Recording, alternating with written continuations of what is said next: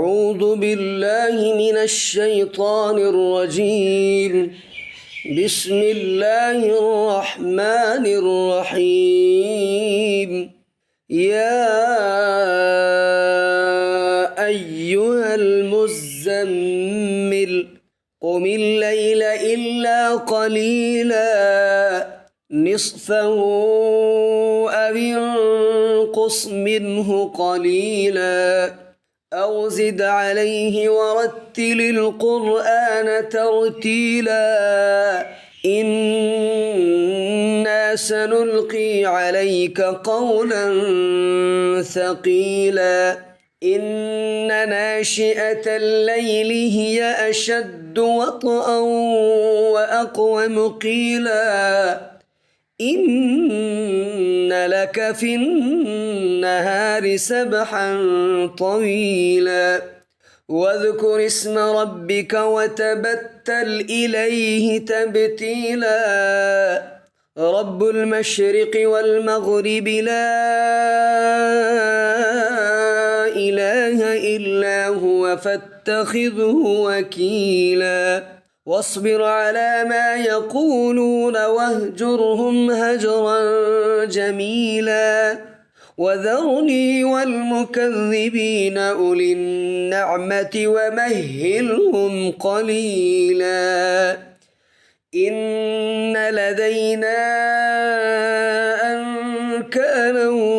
وجحيما وطعاما ذا غصة وعذابا أليما يوم ترجف الأرض والجبال وكانت الجبال كثيبا مهيلا إنا أرسلنا إليكم رسولا شاهدا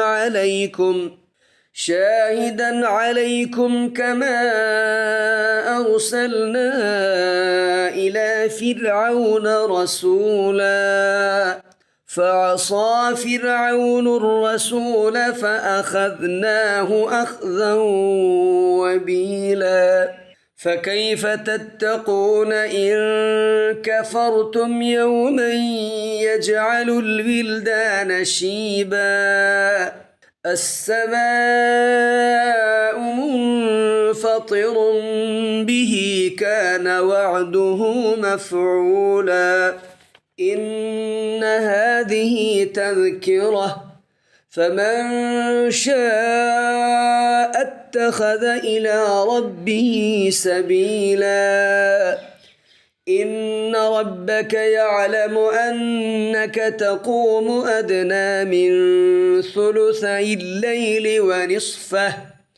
ونصفه وثلثه وطائفة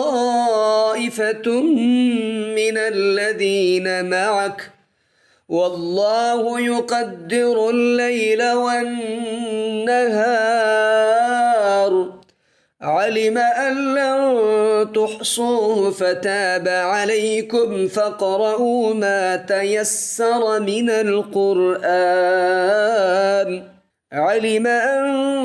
سيكون منكم مرضى وآخرون يضربون في الأرض يبتغون من فضل الله وآخرون يقاتلون في سبيل الله فاقرؤوا ما تيسر منه وأقيموا الصلاة وآتوا الزكاة وأقرضوا الله قرضا حسنا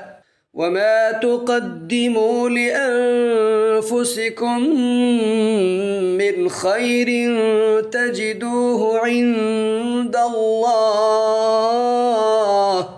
من خير تجدوه عند الله هو خيرا وأعظم أجرا واستغفروا الله إن الله الله غفور رحيم